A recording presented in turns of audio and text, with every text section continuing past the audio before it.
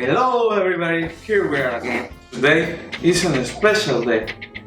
I have a surprise for you. Keep watching. Hello?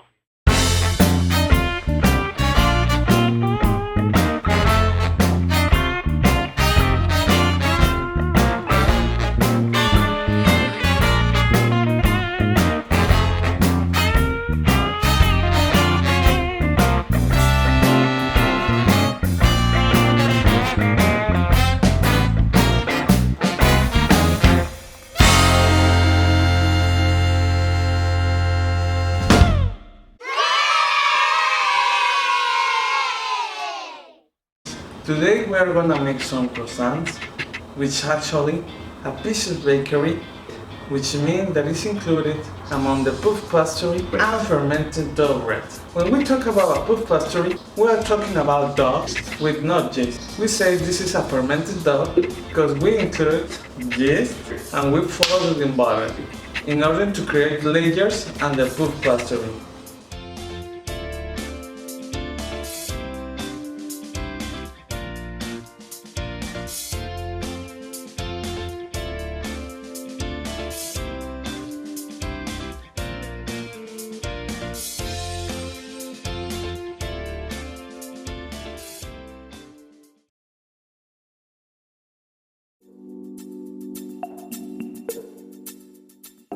For the next step, the flour needs to be sieved, and for that we're gonna need a strainer, and then we're gonna heat it little by little.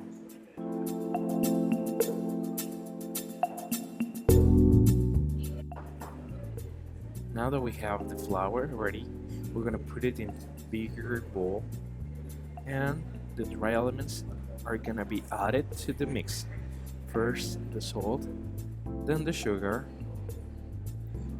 and we mix it all together. A little bit of water has been saved for this moment. We're gonna add little by little and then try to mix it all in order to create a dough. If we need more water, we'll be putting it little by little every single time and mix it up together.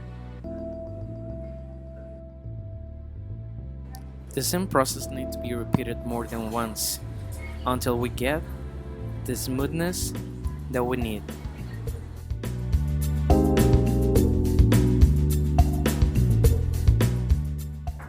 Once that the dough is ready and smooth and there's no leftovers on the bowl, we're gonna take it out and start to working on it, just like this. We know that the dough is ready when we work it and it doesn't stick into your hands. Now it's the time to put it into a plastic film and let it rest. Meanwhile, it's turning to the yeast to be moistened. For that, we need to put the yeast into a little bowl and to add water little by little and mix it all together. For this process, patience is required, otherwise the yeast is going to turn over moistened. Once again, we go with the water and work it.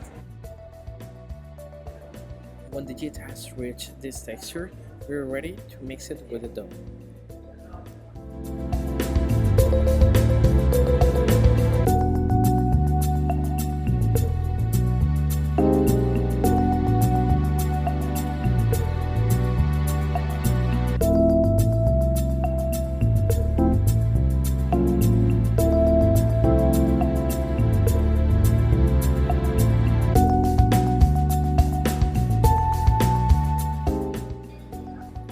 Now the yeast on the dough is just one thing. It's time for the dough to be kneaded. We're gonna work it until we have this smooth material that it doesn't stick into any kind of surface. Once the dough seems to be ready, it needs to be covered by a plastic film again and let it rest in the fridge. Then we're gonna work it again with a grind and dry flour. With the kneading process, the dough is supposed to get extended and flatten it.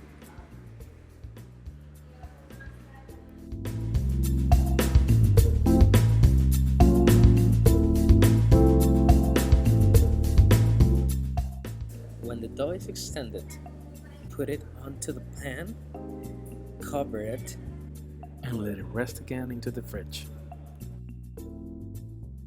Let's work with the butter. For that, we're gonna put 3 bars of butter on the plastic film. Then we're gonna cover them and mash them with the grinder.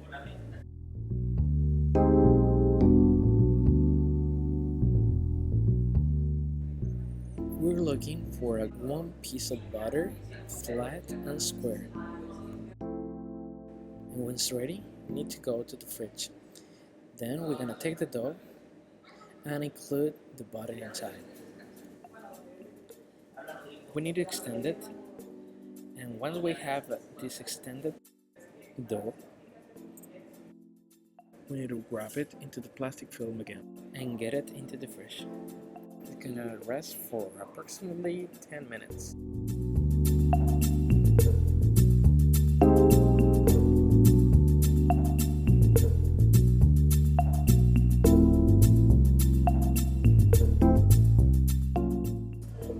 The resting time has passed already, and now it's time for us to knead the dough again. We call this process a simple folding. We will need to do this a few times, but we need to be careful because of the heat of our hands, and we don't want the butter to start melting. And then rest again 10 more minutes.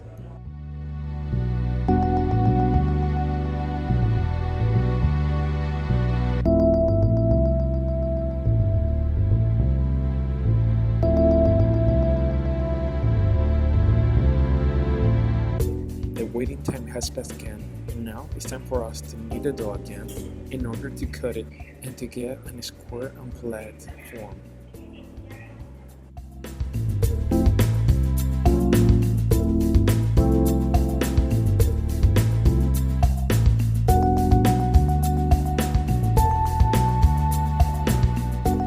From this point, we need to cut triangles using the whole dough. Then we're gonna let them rest into the fridge again.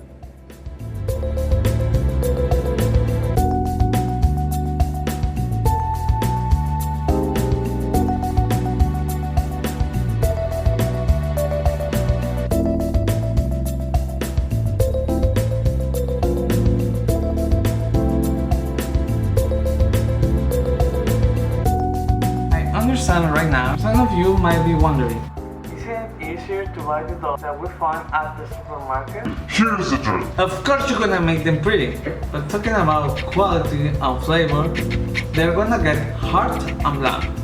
I know that demands a lot of patience, because if we buy the pastry puff, we will get a useless weird dough. That is why I recommend you to try it step by step. At this time, we're almost ready for the oven. We need to take the butter and grease our pan. Right after, we're gonna pour some of the flour just in the top.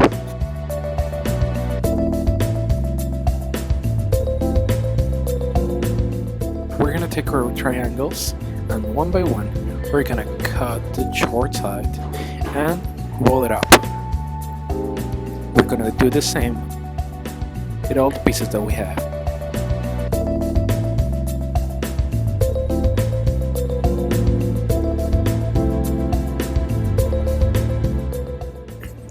The oven has been preheated and the croissants have been located along the whole pan. It's important for us to take the distance between the croissants because they tend to grow up with the heat of the oven and with the cheese that they have inside because of the juice that was added to the dough. Take the egg and mix the white and yolk and fill the croissants with it.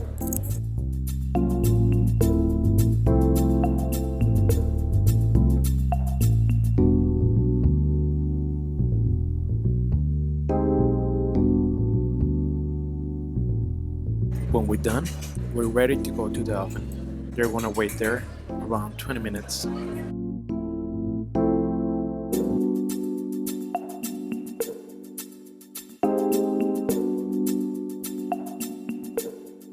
now this gorgeous croissant and this delicious coffee from Chiapas. I'm glad to show you my new book, The Future Chef by Frank Garmos.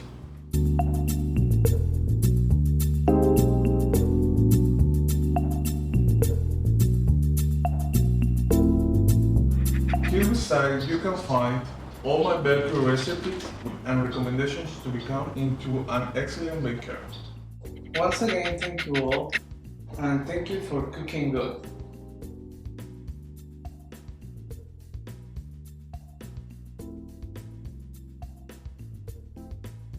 Don't forget to like and subscribe. Okay, bye.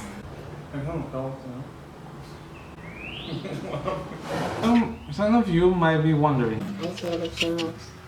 Es cuando Ok, siguiente parte, toma 2.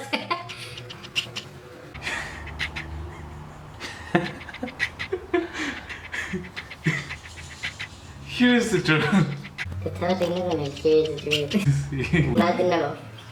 Desde arriba, 5, 4, 3, 2. Vas. ¿Serio? ¿Vale? Suéltalo. Here's the truth. We're sorry, the number you have dialed is not in service at this time.